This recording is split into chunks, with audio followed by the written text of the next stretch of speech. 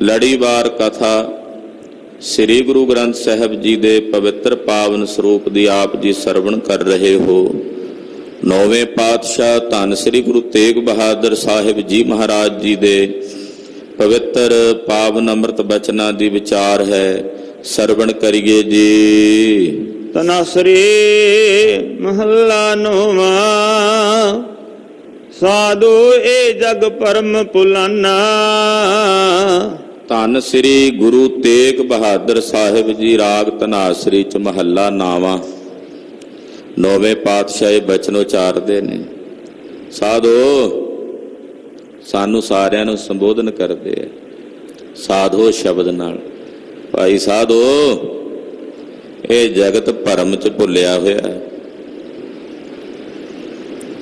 ਸਾਨੂੰ ਸਾਰਿਆਂ ਨੂੰ ਸਾਧੋ ਕਹਿ ਕੇ ਸੰਬੋਧਨ ਕਰ ਰਹੇ ਆ। ਸਾਧ ਕਿਸ ਨੂੰ ਕਹਿੰਦੇ ਆ? ਸਾਧੋ ਕਿਸ ਨੂੰ ਕਹਿੰਦੇ? ਜਿਹੜਾ ਸਾਧਨਾ ਕਰਨ ਵਾਲਾ ਹੋਵੇ। ਜਿਹੜਾ ਸਾਧਨਾ ਕਰਨ ਵਾਲਾ ਹੋਵੇ ਉਹਨੂੰ ਕਹਿੰਦੇ ਆ ਸਾਧ। ਸਾਧੋ ਸਾਧਕ ਨੂੰ ਇੱਕ ਅਵਸਥਾ ਐਸੀ ਆਉਂਦੀ ਵੀ ਜਦੋਂ ਸਾਧਨਾ ਕਰਦਾ ਕਰਦਾ ਉਹ ਸਿੱਧ ਹੋ ਜਾਂਦਾ ਹੈ ਤਾਂ ਫਿਰ ਉੱਥੇ ਜਾ ਕੇ ਆਤਮ ਗਿਆਨ ਹੁੰਦਾ, ਬ੍ਰਹਮ ਗਿਆਨ ਹੁੰਦਾ।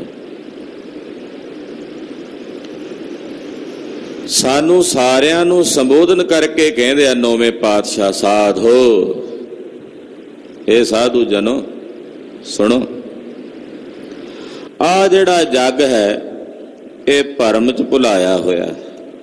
ਇਹ ਸਾਰੇ ਜੱਗ ਨੂੰ ਭਰਮ ਲੱਗਾ ਹੋਇਆ ਤੇ ਭਰਮ ਦੇ ਵਿੱਚ ਜੱਗ ਭੁੱਲਿਆ ਫਿਰਦਾ ਹੈ। ਰਾਮ ਨਾਮ ਕਾ ਸਿਮਰਨ ਛੋੜਿਆ ਮਾਇਆ ਹੱਥ ਬਿਕਾਨਾ। ਭਰਮ ਚ ਭੁੱਲੇ ਹੋਏ ਜਗਤ ਦੇ ਨਾ ਲੋਕਾਂ ਨੇ ਰਾਮ ਦੇ ਨਾਮ ਦਾ ਸਿਮਰਨ ਛੱਡਿਆ ਹੋਇਆ। ਰਾਮ ਨਾਮ ਦਾ ਸਿਮਰਨ ਛੱਡਿਆ ਹੋਇਆ ਔਰ ਇਹ ਜੀਵ ਮਾਇਆ ਦੇ ਹੱਥ ਵਿਕ ਗਿਆ। ਵਿਕ ਹੁਣ ਜਿਹੜਾ ਵੇਖੀ ਗਿਆ ਉਹਦਾ ਕੀ ਕਿਰਦਾਰ?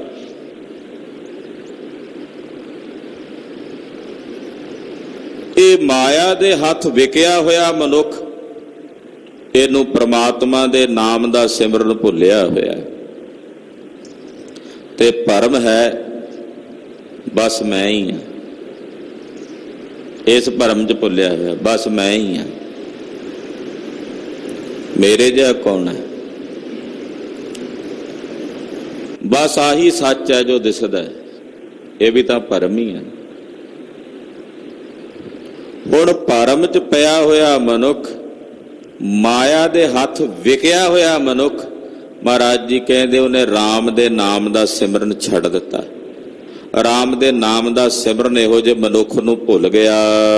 ਰਹਾਉ ਮਾਤ ਪਿਤਾ ਭਾਈ ਸੁਤ ਬਨਤਾ ਤਾ ਕਹਿ ਰਸ ਲਪਟਾਨਾ। ਮਾਂ ਪਿਓ ਭਰਾ ਪੁੱਤਰ ਬਨਤਾ ਨਾਮ ਹੁੰਦਾ ਘਰ ਵਾਲੀ। ਬਸ ਉਹਨਾਂ ਦੇ ਮੋਹ ਵਿੱਚ ਲਪਟਿਆ ਹੋਇਆ, ਉਹਨਾਂ ਦੀ ਮਮਤਾ ਵਿੱਚ ਲਪਟਿਆ ਹੋਇਆ। ਇਹੀ ਨੇ ਸਭ। ਉਹਨਾਂ ਪ੍ਰਤੀ ਜੋ ਜ਼ਿੰਮੇਦਾਰੀਆਂ ਨੇ ਠੀਕ ਹੈ, ਗ੍ਰਸਤ ਜੀਵਨ ਹੈ, ਪਰ ਉਹੀ ਸਭ ਕੁਝ ਨਹੀਂ ਹਨ। ਉਹੀ ਸਭ ਕੁਝ ਨਹੀਂ ਹਨ। ਉਹਦੇ ਤੋਂ ਇਲਾਵਾ ਕੁਝ ਆਤਮ ਰਸ ਦੀਆਂ ਖੇਡਾਂ ਵੀ ਹਨ।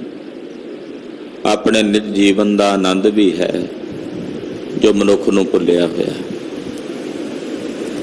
ਮਾਂ ਪਿਓ ਭਰਾ ਪੁੱਤਰ ਬਨਤਾ ਘਰ ਵਾਲੀ ਆਦਿਕ ਦੇ ਮੋਹ ਦੇ ਵਿੱਚ ਬੱਧਾ ਹੋਇਆ। ਔਰ ਜਦੋਂ ਇਹਨਾਂ ਵਿੱਚੋਂ ਕਿਸੇ ਇੱਕ ਦੇ ਮੋਹ ਵਿੱਚ ਬੱਧਿਆ ਜਾਂਦਾ ਤੇ ਫਿਰ ਦੂਜਿਆਂ ਨੂੰ ਛੱਡਦਾ ਚਲਿਆ ਜਾਂਦਾ। ਘਰ ਵਾਲੀ ਦੇ ਮੋਹ ਵਿੱਚ ਬੰਨਿਆ ਹੋਇਆ ਮਾਂ ਬਾਪ ਨੂੰ ਛੱਡ ਦਿੰਦਾ ਤੇ ਮਾਂ ਬਾਪ ਦੇ ਮੋਹ ਵਿੱਚ ਬੱਧਾ ਹੋਇਆ ਕਈ ਵਾਰ ਘਰ ਵਾਲੀ ਦਾ ਤਿਆਗ ਕਰ ਦਿੰਦਾ। ਪੁੱਤਰ ਮੋਹ ਵਿੱਚ ਬੱਧਾ ਹੋਇਆ ਕਈ ਵਾਰ ਪੁੱਤਰ ਨੂੰ ਬਾਗੀ ਕਰ ਬੈਂਦਾ। ਯਾਨੀ ਕਿ ਜੋ ਸਮਾਨ ਬਿਰਤੀ ਸਾਰਿਆਂ ਪ੍ਰਤੀ ਰੱਖਣੀ ਚਾਹੀਦੀ ਸੀ ਉਹ ਨਹੀਂ ਰਹੀ। ਤੋ ਮਾਂ ਪਿਓ ਭਰਾ ਪੁੱਤਰ ਘਰਵਾਲੀ ਦੇ ਮੋਹ ਦੇ ਵਿੱਚ ਲਪਟਿਆ ਹੋਇਆ। ਔਰ ਆਪਣੇ ਨਿਜ ਜੀਵਨ ਨੂੰ ਸਵਾਰਨ ਦਾ ਕੋਈ ਯਤਨ ਨਹੀਂ ਕੀਤਾ, ਨਾ ਸੰਗਤ ਕੀਤੀ, ਨਾ ਹਰੀ ਗੁਣ ਗਾਏ। ਹਾਂਜੀ, ਜੋਬਨ ਧਨ ਪ੍ਰਭਤਾ ਕੈ ਮਦ ਮੈਂ। ਇੱਥੇ ਹੀ ਬਸ ਨਹੀਂ, ਫਿਰ ਜਵਾਨੀ, ਫਿਰ ਧਨ, ਫਿਰ ਪ੍ਰਭਤਾ, ਵਡਿਆਈ ਦੇ ਹੰਕਾਰ। ਇਹ ਤਿੰਨ ਚੀਜ਼ਾਂ ਨੇ, ਜਵਾਨੀ, ਫਿਰ ਧਨ, ਫਿਰ ਤੀਜੀ ਪ੍ਰਭਤਾ, ਵਡਿਆਈ। ਧਨ ਵਾਲੇ ਮਨੁੱਖ ਵੀ ਮੈਂ ਬਹੁਤੇ ਹੰਕਾਰੀ ਵੇਖੇ ਨੇ, ਜਵਾਨੀ ਦੇ ਨਸ਼ੇ ਵਿੱਚ ਵੀ ਬੜੇ ਹੰਕਾਰੀ ਨੇ। ਜਵਾਨੀ ਔਰ ਧਨ ਨੂੰ ਪ੍ਰਾਪਤ ਕਰਕੇ ਫਿਰ ਹਲੀਮੀ ਸਹਿਤ ਰਹਿਣ ਵਾਲੇ ਵੀ ਬੜੇ ਮਨੁੱਖ ਹੋਣਗੇ, ਪਰ ਪ੍ਰਭਤਾ ਨੂੰ ਪ੍ਰਾਪਤ ਕਰਕੇ ਫਿਰ ਹੰਕਾਰੀ ਨਾ ਹੋਣਾ, ਐਸਾ ਕੋਈ ਕਰੋੜਾਂ ਚੋਂ ਇੱਕ ਅੱਧਾ ਹੋਵੇਗਾ, ਕਰੋੜਾਂ ਚ। ਤੁਲਸੀ ਐਸਾ ਕੋਏ ਨਾ ਜਨਮਿਓ ਜਗ ਮਾਹੀ, ਪ੍ਰਭਤਾ ਪਾਏ ਜਾਸ ਮਦ ਨਾਹੀ। ਪ੍ਰਭਤਾ, ਵਡਿਆਈ, ਜਿਸ ਨੂੰ ਮਿਲਦੀ ਆ ਹੰਕਾਰੀ ਹੋ ਜਾਂਦਾ। ਵਡਿਆਈ ਆਤਮ ਗਿਆਨੀ ਦੀ ਵੀ ਹੁੰਦੀ ਹੈ, ਪ੍ਰਭਤਾ ਬ੍ਰਹਮ ਗਿਆਨੀ ਦੀ ਵੀ ਹੁੰਦੀ ਹੈ, ਪਰ ਉਸ ਦੀ ਪ੍ਰਭਤਾ ਜਿਵੇਂ ਜਿਵੇਂ ਹੁੰਦੀ ਹੈ, ਜੈਸੇ ਕਿਸੇ ਫਲਦਾਰ ਦਰਖਤ ਦਾ ਫਲ ਜਿਵੇਂ ਜਿਵੇਂ ਭਾਰਾ ਹੁੰਦਾ ਚਲਿਆ ਜਾਂਦਾ, ਟਹਿਣੀ ਹੋਰ ਝੁਕਦੀ ਚਲੀ ਜਾਂਦੀ। ਤੋ ਆਤਮ ਗਿਆਨੀ ਬ੍ਰਹਮ ਗਿਆਨੀ ਦੀ ਸੋਭਾ ਹੋਵੇ, ਉਹ ਹੋਰ ਨਿਮਦਾ ਚਲਿਆ ਜਾਂਦਾ, ਹੋਰ ਨਿਮਰਤਾ ਸਹਿਤ। ਪਰ ਜੇ ਸਧਾਰਨ ਮਨੁੱਖ ਨੂੰ ਕਿਤੇ ਕੋਈ ਪ੍ਰਭਤਾ ਮਿਲਦੀ ਹੈ, ਸੰਸਾਰ ਦੀ ਕੋਈ ਸੱਤਾ ਮਿਲਦੀ ਹੈ, ਵਡਿਆਈ ਮਿਲਦੀ ਹੈ, ਹੰਕਾਰ ਵਿੱਚ ਆ ਜਾਂਦਾ, ਉਸ ਦੀ ਹਉਮੈ ਚ ਆ ਜਾਂਦਾ, ਬਸ ਮੈਂ ਹੀ ਹਾਂ। ਪ੍ਰਭਤਾ, ਤੇ ਜਿੱਥੇ ਪ੍ਰਭਤਾ ਦੀ ਵਡਿਆਈ ਦਾ ਹੰਕਾਰ ਹੋਵੇ, ਉੱਥੇ ਰੱਬ ਕਿੱਥੇ ਚੇਤੇ ਰਹਿੰਦਾ। ਸਤਿਗੁਰੂ ਗੁਰੂ ਅਮਰਦਾਸ ਤੀਸਰੇ ਪਾਤਸ਼ਾਹ ਜੀ ਮਹਾਰਾਜ ਜੀ ਵੱਲੋਂ 22 ਮੰਜੀਆਂ ਥਾਪੀਆਂ ਗਈਆਂ। ਉਹਨਾਂ ਵਿੱਚੋਂ ਇੱਕ ਮੰਜੀ ਗੁਰਦੇਵ ਨੇ ਆਪਣੇ ਭਤੀਜੇ ਬਾਬਾ ਸਾਵਣ ਮੱਲ ਨੂੰ ਦੇ ਕੇ ਭੇਜਿਆ। ਬਾਬਾ ਸਾਵਣ ਮੱਲ ਇਹ 22 ਮੰਜੀਆਂ ਚੋਂ ਇੱਕ ਪ੍ਰਚਾਰਕ ਸਨ। ਗੁਰੂ ਅਮਰਦਾਸ ਸਾਹਿਬ ਦੇ ਭਤੀਜੇ ਸੀ। ਗੋਇੰਦਵਾਲ ਸਾਹਿਬ ਨਗਰ ਵਸਾ ਰਹੇ ਸਨ, ਲੱਕੜਾਂ ਦੀ ਲੋੜ ਸੀ। ਹਰੀਪੁਰ ਭੇਜਿਆ ਵੀ ਉੱਥੋਂ ਜਾ ਕੇ ਲੱਕੜ ਲਿਆਓ, ਵੱਡੀ ਲੱਕੜ ਸ਼ਤੀਰ ਵਾਲੀ ਉੱਥੋਂ ਮਿਲੇਗੀ। ਚਲੇ ਗਏ। ਜਾਣ ਤੋਂ ਪਹਿਲਾਂ ਕਹਿਣ ਲੱਗੇ, ਮਹਾਰਾਜ ਨਵੇਂ ਸ਼ਹਿਰ ਚੱਲਿਆ, ਨਵੇਂ ਨਗਰ, ਕਿਵੇਂ ਜਾਵਾਂ? ਮਹਾਰਾਜ ਜੀ ਨੇ ਇੱਕ ਰੁਮਾਲ ਦਿੱਤਾ, ਆਖਿਆ ਇਹਦੇ ਚ ਸਾਰੀਆਂ ਬਰਕਤਾਂ ਹੋਣਗੀਆਂ ਸਾਵਣ ਮੱਲ। ਰੁਮਾਲ ਲੈ ਕੇ ਜਦੋਂ ਹਰੀਪੁਰ ਪਹੁੰਚੇ, ਉੱਥੋਂ ਦੇ ਰਾਜੇ ਦਾ ਲੜਕਾ ਮਰ ਚੁੱਕਾ ਸੀ। ਉਸੇ ਰੁਮਾਲ ਦੀ ਬਰਕਤ ਨਾਲ ਉਹ ਜੀਵਤ ਹੋਇਆ, ਰਾਜਾ ਸ਼ਰਧਾਲੂ ਬਣ ਗਿਆ, ਸਾਰਾ ਹਰੀਪੁਰ ਸੇਵਕ ਬਣ ਗਿਆ। ਬਾਬੇ ਸਾਵਣ ਮੱਲ ਦੀ ਜੈ ਜੈਕਾਰ, ਬੜੀ ਸੋਭਾ। ਲੱਕੜਾਂ ਵੀ ਭੇਜ ਦਿੱਤੀਆਂ ਜਿਹੜੀਆਂ ਸਾਨੂੰ ਬਿਆਸ ਦਰਿਆ ਦੇ ਵਿੱਚ ਠਿੱਲੀਆਂ, ਇੱਥੇ ਆ ਕੇ ਪੱਤਣ ਤੇ ਗੋਇੰਦਵਾਲ ਸਾਹਿਬ ਕੱਢ ਲਈਆਂ। ਪਿੱਛੋਂ ਮਹਾਰਾਜ ਜੀ ਨੇ ਸੁਨੇਹੇ ਭੇਜੇ, ਆ ਜਾਓ ਹੁਣ ਸਾਵਣ ਮੱਲ ਜੀ, ਕੰਮ ਫਤਿਹ ਹੋ ਗਿਆ ਜਿਹੜੇ ਕੰਮ ਨੂੰ ਗਏ ਸੀ। ਪਰ ਸਾਵਣ ਮੱਲ ਜੀ ਟਾਲਾ ਮਟੋਲਾ ਕਰ ਦੇਣ ਜੀ, ਰਾਜਾ ਨਹੀਂ ਆਉਣ ਦਿੰਦਾ। ਰਾਜਾ ਬੜਾ ਪ੍ਰੇਮ ਕਰਦਾ। ਸੋਚਿਆ ਇਹ ਸੀ ਵੀ ਜੇ ਗਿਆ ਤੇ ਜਾਂਦੇ ਕੋਲ ਰੁਮਾਲ ਲੈ ਲੈਣਾ, ਰੁਮਾਲ ਗਿਆ ਤੇ ਮੇਰੇ ਪੱਲੇ ਕੀ ਰਹਿਣਾ? ਇਸ ਰੁਮਾਲ ਵਿੱਚ ਹੀ ਤਾਂ ਕਰਾਮਾਤਾਂ ਨੇ। 3 ਵਾਰ ਮਹਾਰਾਜ ਜੀ ਨੇ ਸੁਨੇਹਾ ਭੇਜਿਆ, ਤਿੰਨੇ ਵੇਰੀ ਟਾਲ ਮਟੋਲਾ। ਮਹਾਰਾਜ ਰਾਜਾ ਸ਼ਰਧਾਲੂ ਹੈ, ਆਵਣ ਨਹੀਂ ਦਿੰਦਾ, ਤੇ ਥੋੜਾ ਸਮਾਂ ਅਟਕਾ ਕੇ ਇਹਨੂੰ ਫਿਰ ਪ੍ਰੇਮ ਦੇ ਨਾਲ ਕਾਬੂ ਕਰਕੇ ਮੈਂ ਆਵਾਂਗਾ, ਪਰ ਇਹ ਆਉਣ ਨਹੀਂ ਦੇ ਰਿਹਾ। ਮਹਾਰਾਜ ਜੀ ਨੇ ਆਖਿਆ, ਜਿਹੜੀ ਛੈ ਤੈਨੂੰ ਆਉਣ ਨਹੀਂ ਦਿੰਦੀ ਉਹੀ ਬੁਲਾ ਲੈਨੇ ਆ ਵਾਪਸ। ਰੁਮਾਲ ਹੀ ਮਹਾਰਾਜ ਜੀ ਕੋਲ ਆ ਗਿਆ, ਤੇ ਫਿਰ ਸਾਵਣ ਮੱਲ ਵੀ ਪਿੱਛੇ ਪਿੱਛੇ, ਰਾਜੇ ਨੂੰ ਵੀ ਨਾਲ ਲਿਆ। ਗੋਇੰਦਵਾਲ ਸਾਹਿਬ ਪਹੁੰਚਿਆ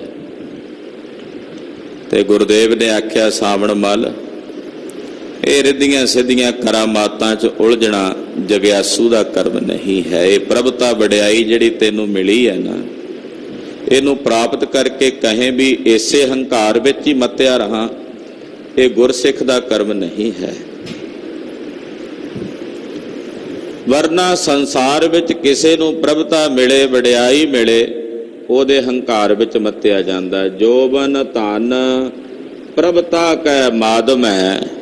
ਹਾਂਜੀ, ਅਹਨਸ ਰਹਿ ਦੀਵਾਨਾ। ਰਾਤ ਦਿਨ ਇਹਦੇ 'ਚ ਹੀ ਦੀਵਾਨਾ ਪਾਗਲ ਹੋਇਆ ਫਿਰਦਾ। ਮੇਰੇ ਕੋਲ ਧਨ ਹੈ, ਮੇਰੇ ਕੋਲ ਸ਼ੌਹਰਤ ਹੈ, ਮੇਰੇ ਕੋਲ ਜਵਾਨੀ ਹੈ। ਇਸੇ ਨਸ਼ੇ ਦੇ ਵਿੱਚ ਹੀ ਮਸਤ ਹੋਇਆ ਫਿਰਦਾ। ਦੀਵਾਨਾ ਕਹਿੰਦੇ ਆ ਪਾਗਲ ਹੋ ਕੇ ਫਿਰਦਾ ਰਾਤ ਦਿਨ। ਹਾਂਜੀ, ਦੀਨ ਦਇਆਲ ਸਦਾ ਦੁਖ ਭੰਜਨ, ਤਾਂ ਸਿਓ ਮਨ ਲਗਾਨਾ। ਦੀਨਾਂ ਤੇ ਦਇਆ ਕਰਨ ਵਾਲੇ ਵਾਹਿਗੁਰੂ ਪਰਮੇਸ਼ਰ ਨੂੰ, ਜਿਹੜਾ ਸਦਾ ਦੁੱਖਾਂ ਨੂੰ ਭੰਨਣ ਵਾਲਾ ਹੈ, ਉਹਦੇ ਨਾਲ ਆਪਣਾ ਮਨ ਨਹੀਂ ਜੋੜਿਆ, ਤਿਸ ਦੇ ਨਾਲ ਆਪਣੇ ਮਨ ਨੂੰ ਜੋੜਨ ਦਾ ਯਤਨ ਨਹੀਂ ਕੀਤਾ। ਜਨ ਨਾਨਕ ਕੋਟਨ ਮੈਂ ਕਿਨਹੂ, ਗੁਰਮੁਖ ਹੋਏ ਪਛਾਨਾ। ਅਸਲ ਖੇਡ ਦਾ ਇਹ ਮਹਾਰਾਜ ਜੀ ਦੱਸਦੇ ਆ ਵੀ ਕਰੋੜਾਂ ਵਿੱਚੋਂ ਕੋਈ ਇੱਕ ਅੱਧ ਹੈ। ਪਰ ਹੈਰਾਨੀ ਇਸ ਗੱਲ ਦੀ ਹੁੰਦੀ ਹੈ, ਜਦੋਂ ਕਿਹਾ ਜਾਂਦਾ ਨਾ ਕਰੋੜਾਂ ਵਿੱਚੋਂ ਇੱਕ, ਤੇ ਅਸੀਂ ਆਪਣੇ ਆਪ ਨੂੰ ਹੀ ਸਮਝ ਲੈਂਦੇ ਆ ਵੀ ਉਹ ਇੱਕ ਮੈਂ ਆ। ਸਮੱਸਿਆ ਇੱਥੇ ਆ ਕੇ ਆ ਜਾਂਦੀ ਹੈ। ਜਦੋਂ ਕਿਹਾ ਜਾਂਦਾ ਨਾ ਕੋਟਨ ਮੈਂ ਨਾਨਕ ਕਹੂ, ਤੇ ਫਿਰ ਉਹ ਮੈਂ ਹੀ ਆ ਜੀ ਕਰੋੜਾਂ ਵਿੱਚੋਂ ਇੱਕ, ਇਹ ਸਮਝਣ ਲੱਗ ਪੈਂਦੇ। ਪਰ ਉਹ ਵਿਰਲੇ ਨੇ ਗੁਰੂ ਖਾਲਸਾ ਜੀ।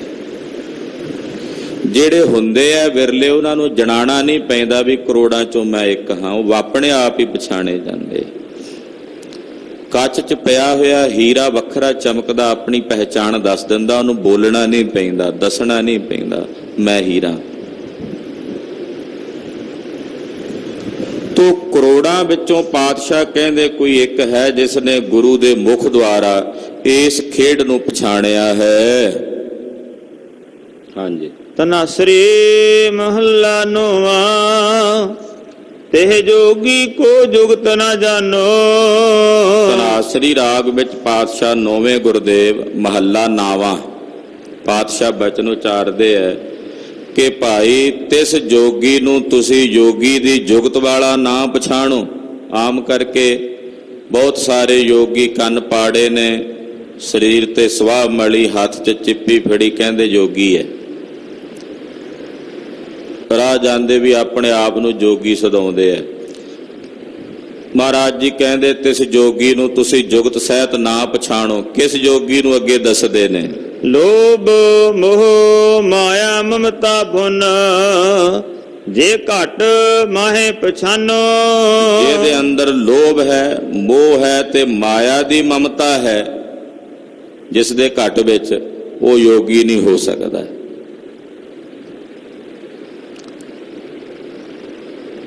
ਕਈ ਨਾਗ ਫੜ ਕੇ ਟੁਰੇ ਫਿਰਦੇ ਹੁੰਦੇ ਜੇ ਅਸੀਂ ਯੋਗੀ ਹੁੰਨੇ ਆ, ਉਹ ਯੋਗੀ ਨਹੀਂ ਹਨ। ਜਿਨ੍ਹਾਂ ਅੰਦਰ ਮਾਇਆ ਦੀ ਮਮਤਾ ਦੀ ਰੱਤ ਬਣੀਆਂ ਤੇ ਲੋਕਾਂ ਨਾਲ ਬਹਿਸਬਾਜ਼ੀਆਂ ਕਰਦੇ ਹੁੰਦੇ ਆ ਵੀ ਇੰਨਾ ਹੀ ਲੈਣਾ ਅਸੀਂ ਦਾਨ, ਉਹ ਯੋਗੀ ਨਹੀਂ ਹਨ। ਜਿਸ ਅੰਦਰ ਲੋਭ ਹੈ, ਜਿਸ ਅੰਦਰ ਮੋਹ ਹੈ, ਜਿਸ ਅੰਦਰ ਮਾਇਆ ਦੀ ਮਮਤਾ ਹੈ, ਮਹਾਰਾਜ ਜੀ ਕਹਿੰਦੇ ਉਸ ਨੂੰ ਜੋਗੀ ਨਾ ਪਛਾਣੋ, ਉਹ ਯੋਗੀ ਨਹੀਂ ਹੋ ਸਕਦਾ। ਰਹਾਉ ਪਰ ਨਿੰਦਾ ਉਸਤਤ ਨ ਜਾ ਕੈ, ਕੰਚਨ ਲੋ ਸਮਾਨੋ। ਪੁੱਛਿਆ ਮਹਾਰਾਜ ਕੌਣ ਹੁੰਦਾ ਯੋਗੀ, ਜਰਾ ਤੁਸੀਂ ਕਿਰਪਾ ਕਰਕੇ ਸਾਨੂੰ ਦੱਸ ਦਿਓ, ਤਰਸ ਕਰੋ ਮਹਾਰਾਜ। ਗੁਰਦੇਵ ਜੀ ਯੋਗੀ ਕੌਣ ਹੁੰਦਾ? ਤੇ ਗੁਰਦੇਵ ਕਹਿੰਦੇ ਜਿਸ ਦੇ ਹਿਰਦੇ ਵਿੱਚ ਪਰਾਈ ਨਿੰਦਾ ਦੀ ਬਿਰਤੀ ਨਹੀਂ ਹੁੰਦੀ, ਜਿਹੜਾ ਪਰਾਈ ਨਿੰਦਾ ਨਹੀਂ ਕਰਦਾ। ਪਰ ਨਿੰਦਾ ਉਸਤਤ ਨਹਿ ਜਾ ਕੇ, ਨਾ ਹੀ ਕਿਸੇ ਦੀ ਝੂਠੀ ਖੁਸ਼ਾਮਦ ਕਰਦਾ। ਤੇ ਜਿਸ ਲਈ ਸੋਨਾ ਤੇ ਲੋਹਾ ਦੋਵੇਂ ਇੱਕ ਸਮਾਨ ਨੇ, ਕੰਚਨ ਲੋਹ ਸਮਾਨੋ। ਜਿਸ ਲਈ ਸੋਨਾ ਤੇ ਲੋਹਾ ਦੋਵੇਂ ਇੱਕ ਬਰਾਬਰ ਨੇ, ਉਹ ਹੁੰਦਾ ਯੋਗੀ। ਇਹ ਹੈ ਯੋਗੀ ਜਿਹਦੀ ਇਹੋ ਜਿਹੀ ਬਿਰਤੀ ਹੈ। ਹਾਂਜੀ, ਹਰਖ ਸੋਗ ਤੇ ਰਹਿ ਅਤੀਤਾ, ਜੋਗੀ ਤਾਹੇ ਬਖਾਨੋ। ਜਿਹੜਾ ਹਰਖ ਤੇ ਸੋਗ ਦੋਨਾਂ ਤੋਂ ਅਤੀਤ ਰਹੇ, ਅਤੀਤ ਦਾ ਮਤਲਬ ਵੱਖਰਾ, ਨਿਰਾਲਾ, ਹਰਖ ਸੋਗ ਦੋਨਾਂ ਤੋਂ। ਹਰਖ ਖੁਸ਼ੀ, ਸੋਗ ਦੁੱਖ ਦੇ, ਸੁੱਖ ਤੇ ਦੁੱਖ ਵਿੱਚ ਇੱਕ ਸਮਾਨ ਬਿਰਤੀ ਰੱਖੇ ਔਰ ਅਤੀਤ ਹੋ ਕੇ ਰਹੇ ਦੋਨਾਂ ਵਿੱਚ। ਮਹਾਰਾਜ ਜੀ ਕਹਿੰਦੇ ਅਸਲ ਵਿੱਚ ਉਸੇ ਨੂੰ ਜੋਗੀ ਪਛਾਣੋ। ਜੋਗੀ ਤਾਹੇ ਬਖਾਨੋ, ਜੋਗੀ ਤਾਹੇ ਬਖਾਨੋ, ਜੋਗੀ ਤਾਹੇ ਬਖਾਨੋ, ਜੋਗੀ ਤਾਹੇ ਬਖਾਨੋ। ਹਰਖ ਸੋਗ ਤੇ ਰਹਿ ਅਤੀਤਾ, ਹਰਖ ਸੋਗ ਤੇ ਰਹਿ ਅਤੀਤਾ। ਹਰਖ ਸੋਗ ਤੇ ਰਹਿ ਅਤੀਤਾ, ਹਰਖ ਸੋਗ ਤੇ ਰਹਿ ਅਤੀਤਾ। ਜੋਗੀ ਤਾਹੇ ਬਖਾਨੋ, ਜੋਗੀ ਤਾਹੇ ਬਖਾਨੋ, ਜੋਗੀ ਤਾਹੇ ਬਖਾਨੋ, ਜੋਗੀ ਤਾਹੇ ਬਖਾਨੋ।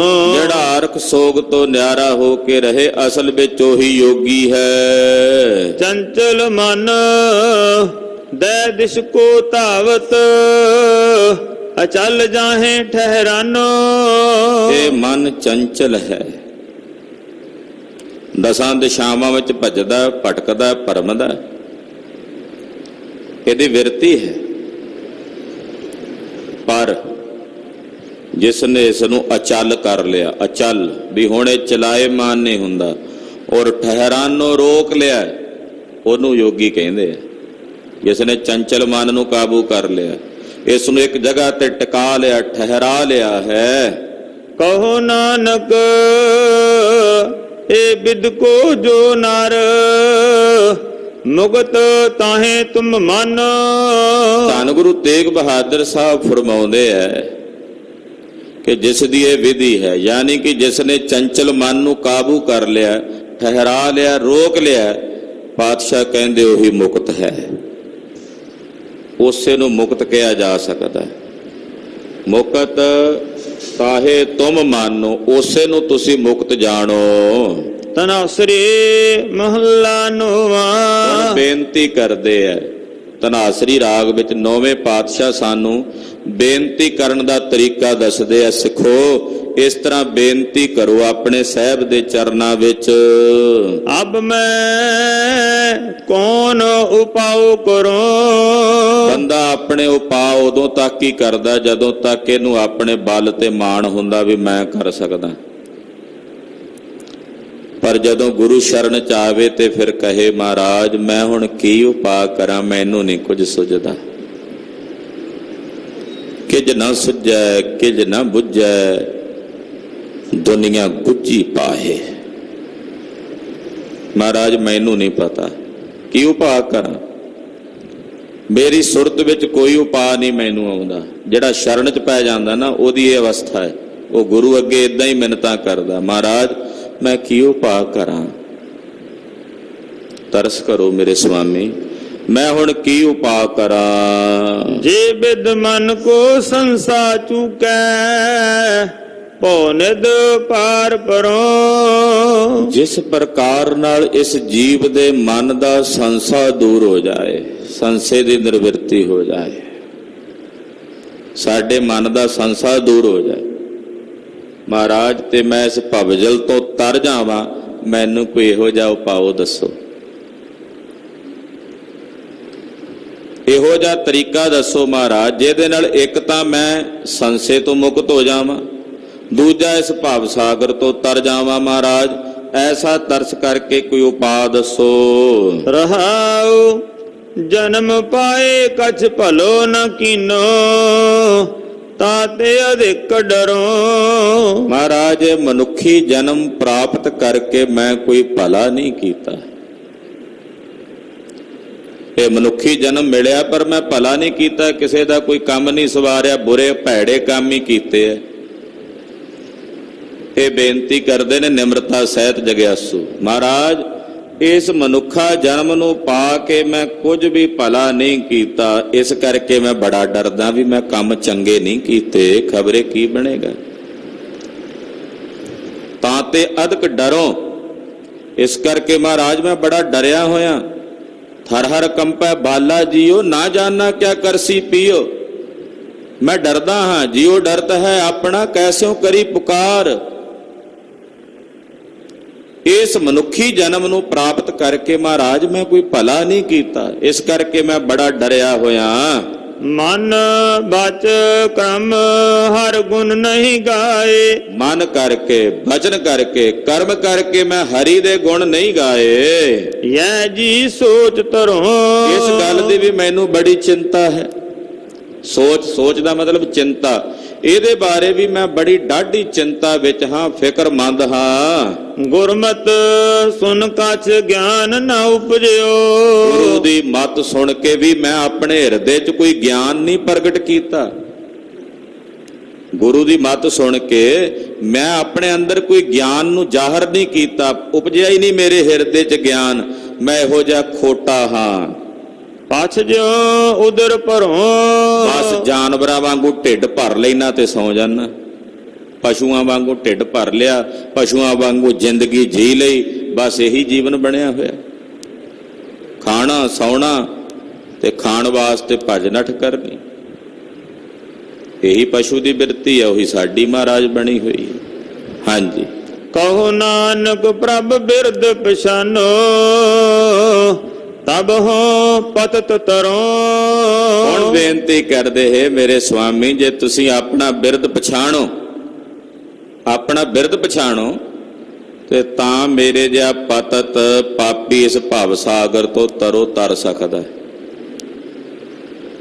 ਇਸ ਤੋਂ ਬਾਅਦ ਸ਼ਬਦਾਂ ਦਾ ਜੋੜ ਹੈ। ਵੇਖੋ ਗੁਰਬਾਣੀ ਦੀ ਮਹਾਰਾਜ ਜੀ ਨੇ ਸੰਪਾਦਨ ਵਿਧੀ ਕਿਹੋ ਜਿਹੇ ਸੋਹਣੇ ਢੰਗ ਨਾਲ ਕੀਤੀ ਗੁਰੂ ਅਰਜਨ ਦੇਵ ਸਾਹਿਬ ਨੇ। ਪਹਿਲਾਂ ਲਿਖਿਆ 2, ਯਾਨੀ ਕਿ 2 ਪਦਿਆਂ ਵਾਲੇ ਸ਼ਬਦ ਸੀ ਉੱਪਰ, ਜਿਹੜਾ ਸ਼ਬਦ ਸੀ ਉਹ 2 ਪਦੇ ਸੀ ਉਹਦੇ। ਫਿਰ ਲਿਖਿਆ 4, ਯਾਨੀ ਕਿ 4 ਸ਼ਬਦ ਆਏ ਨੇ 9ਵੇਂ ਪਾਤਸ਼ਾਹ ਸ੍ਰੀ ਗੁਰੂ ਤੇਗ ਬਹਾਦਰ ਸਾਹਿਬ ਦੇ। ਫਿਰ ਅੱਗੇ 9 ਆਇਆ ਤੇ 9 ਸ਼ਬਦ ਆਏ ਨੇ ਸਤਿਗੁਰੂ ਸ੍ਰੀ ਗੁਰੂ ਅਮਰਦਾਸ ਜੀ ਮਹਾਰਾਜ ਜੀ ਦੇ। ਇਸੇ ਤਰ੍ਹਾਂ ਫਿਰ ਅੱਗੇ ਆਇਆ 13 ਸ਼ਬਦ ਆਏ ਨੇ ਧੰਨ ਗੁਰੂ ਰਾਮਦਾਸ ਜੀ ਦੇ ਪਿੱਛੇ, ਜਿਹੜੇ ਆਪਾਂ ਵਿਚਾਰੇ ਨੇ ਧਨਾਸਰੀ ਰਾਗ ਚ। ਫਿਰ 58 ਸ਼ਬਦ ਮਹਾਰਾਜ ਪੰਜਵੇਂ ਪਾਤਸ਼ਾਹ ਧੰਨ ਗੁਰੂ ਅਰਜਨ ਦੇਵ ਸਾਹਿਬ ਦੇ, ਤੇ 4 ਸ਼ਬਦ ਜਿਹੜੇ 9ਵੇਂ ਪਾਤਸ਼ਾਹ ਦੇ ਨੇ। ਇਹਨਾਂ ਨੂੰ ਵਿਚਾਰਨ ਤੋਂ ਬਾਅਦ ਜਦੋਂ ਇਹਨਾਂ ਦੀ ਕੁੱਲ ਗਿਣਤੀ ਕਰੀਏ ਤੇ ਗਿਣਤੀ ਫਿਰ ਅਖੀਰ 'ਚ ਦਿੱਤੀ ਆ 93। ਵੇਖੋ ਕਿਹੋ ਜਿਹੇ ਸੋਹਣੇ ਢੰਗ ਨਾਲ ਸਾਰਾ ਜੋੜ ਜਿਹੜਾ ਮਹਾਰਾਜ ਜੀ ਨੇ ਇੱਥੇ ਦੇ ਦਿੱਤਾ 93। ਵੀ ਆ 93 ਸ਼ਬਦ ਜਿਹੜੇ ਧਨਾਸਰੀ ਰਾਗ ਦੇ ਨੇ ਉਹ ਪਿੱਛੇ ਸੰਪੰਨ ਹੋ ਚੁੱਕੇ ਹੈ। ਅੱਗੇ ਅਸ਼ਟਪਦੀਆਂ ਪ੍ਰਾਰੰਭ ਹੋ ਰਹੀਆਂ ਨੇ। ਗੁਰੂ ਪਾਤਸ਼ਾਹ ਕਿਰਪਾ ਕਰਨ, ਇਹ ਪਾਵਨ ਪਵਿੱਤਰ ਬਾਣੀ ਦੇ ਵਿਚਾਰ ਅਗਲਿਆਂ ਪ੍ਰਸੰਗਾਂ ਵਿੱਚ ਵਿਚਾਰਾਂਗੇ। ਸਾਹਿਬ ਨੇ ਕਿਰਪਾ ਕੀਤੀ, ਗਾਵਿਆ ਸੁਣਿਆ ਪਾਤਸ਼ਾਹ ਥਾਏ ਪਾਵਨ। ਵਾਹਿਗੁਰੂ ਵਾਹਿਗੁਰੂ ਵਾਹਿਗੁਰੂ ਵਾਹਿਗੁਰੂ।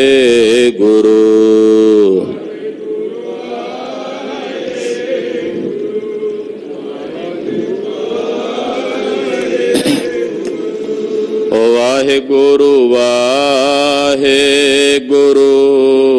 ਵਾਹਿਗੁਰੂ ਵਾਹਿਗੁਰੂ।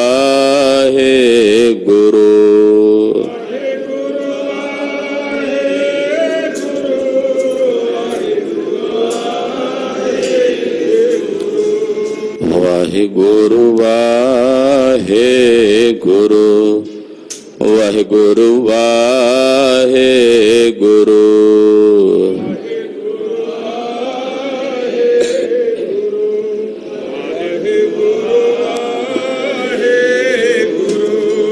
ਵਾਹਿਗੁਰੂ ਵਾਹਿਗੁਰੂ ਵਾਹਿਗੁਰੂ ਵਾਹਿਗੁਰੂ।